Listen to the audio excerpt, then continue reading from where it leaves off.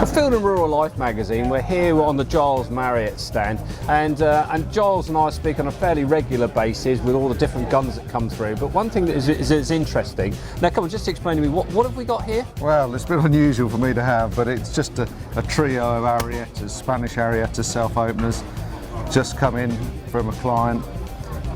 From Joel, on a trio, would there have been a special? I've gone to Arriettas and said, look, I'm looking for a trio of guns, and they would have been a special manufacturer, or is this?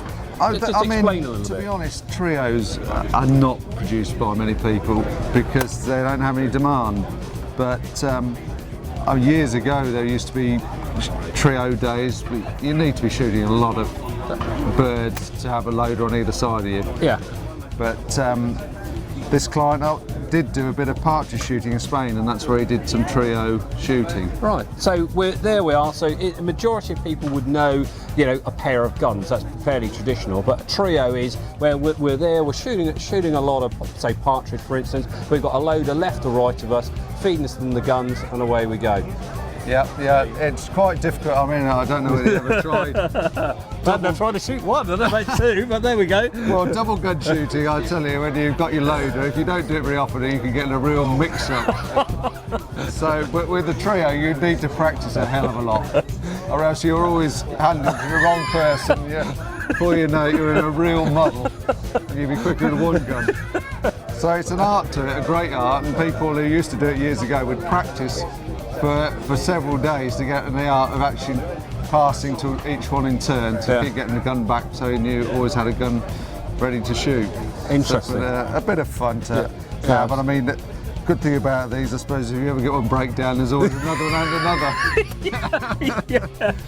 Well, that's great. Well, thanks very much indeed for sharing that with us. That's really good. But I mean, these Arriettas, I mean, they probably cost these self-openers 30,000 new and 4,500 for a trio, which at the end of the day, that's excellent value for money, isn't it? It's good value. Yeah. So a bit of fun anyway.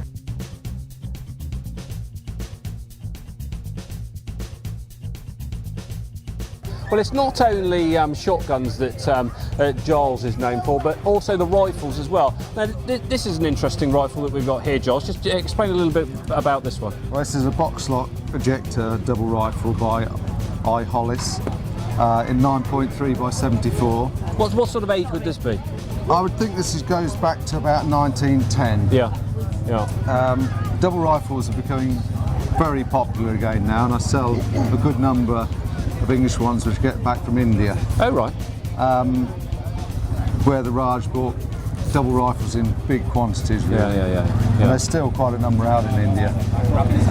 But as big game and plains games got more affordable in India, people just like to do it in the old traditional way with a double rifle. Yeah, absolutely. And they're great things and great fun. Yeah. Now, what's the calibre of this again? That's 9.3 by 74R, which is sort of nearly like a 375, just slightly less powerful than a 375. So you can shoot, it's most things with it really. I mean, boar shooting is what most people use 9.3. But I was going to say, boar is very popular again at the moment. It is. Isn't it? It's affordable, and lots of people are using them again. Yeah, I know we've had quite a bit of interest from actually that we've had contact with the guys in France that are doing boar shoots over there, and I know we've got some articles coming through in later issues on that. So that gun there would suit that. Oh yes, wouldn't it? It's got a scope with it, and so it's pretty much suitable for all that kind of shooting. Yeah.